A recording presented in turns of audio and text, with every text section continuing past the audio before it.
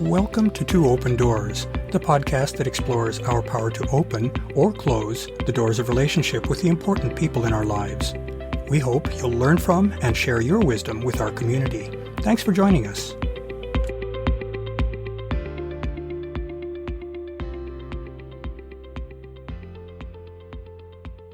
At first blush, there might seem to be no connection between fear and the role it might play in relationships.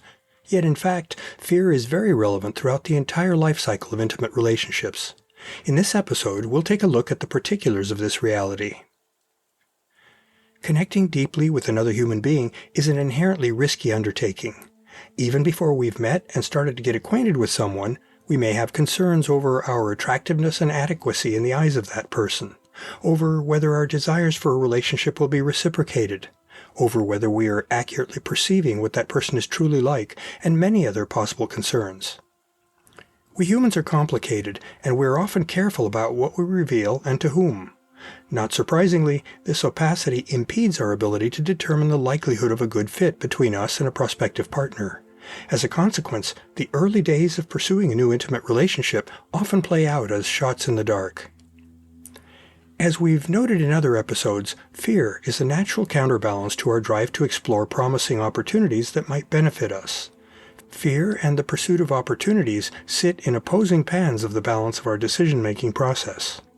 Fear motivates us to attend to the potential costs of a decision, just as opportunity focuses us on evaluating the potential benefits. Fears and concerns are not an inherently bad thing.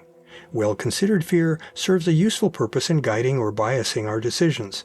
It's only when fear is allowed to grow out of rational proportion, or when it becomes an ongoing drag force in our life, that fear should concern us. Let's briefly review the 6 states or stages that I've proposed for the life cycle of a relationship, noting that relationships don't necessarily progress linearly through these stages. First, there is seeking connection, during which a person is receptive to creating meaningful new connections. Second is first impressions, or attraction, during which a person perceives attractive or unattractive traits in various relationship prospects, but without the benefit of interacting with those people yet. Third is exploring or deepening, a usually extended relationship phase during which the partners learn about each other by sharing experiences and meaningful conversation.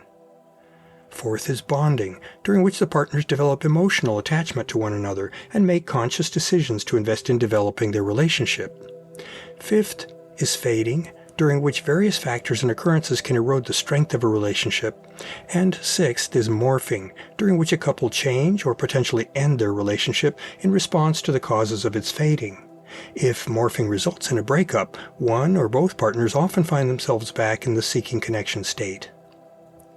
In this episode, we'll consider the early stages of a relationship to include the seeking connection and first impressions stages. Established relationships encompass the exploring and bonding stages, and the late stages of a relationship include the fading and morphing states. When we're looking for new relationship partners, it's not uncommon to have concerns or fear over whether we're presenting ourselves well.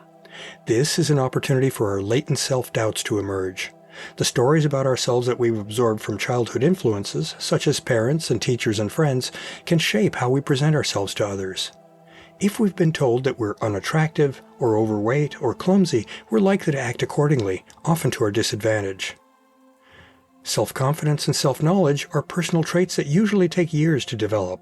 They require exposure to life's challenges, as well as honest and extended self-reflection before those traits can blossom. For many, achieving self-confidence and self-knowledge remain lifelong challenges.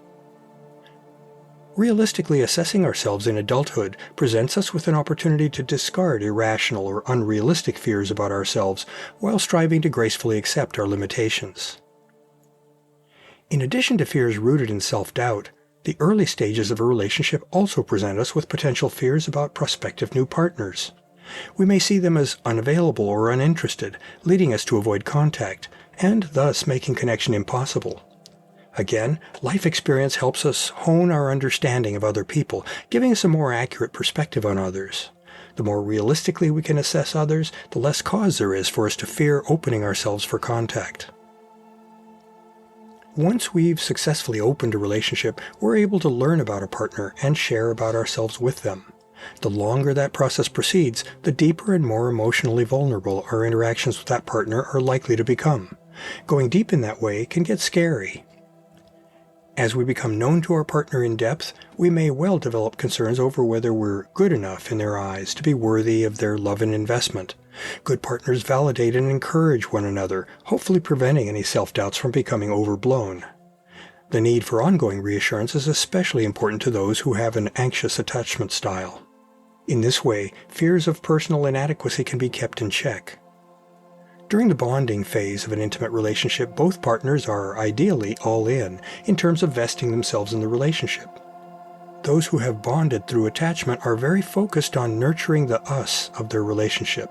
In that state, both partners are very vulnerable to one another. Because of the importance that bonded partners place on their relationship, they are likely to constantly be on alert for disruptions or threats to the relationship.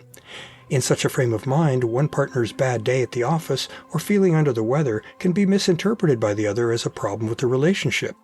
Such a fear is not irrational. Challenging things can and do happen. However, building mutual trust through frequent positive interactions can go a long way toward reducing the perceived level of threat of a relationship hiccup.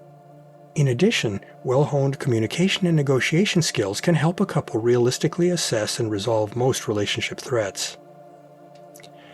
As we've previously noted, relationships evolve, and even rock-solid bonded relationships can experience a decline in emotional and/or physical connection over time.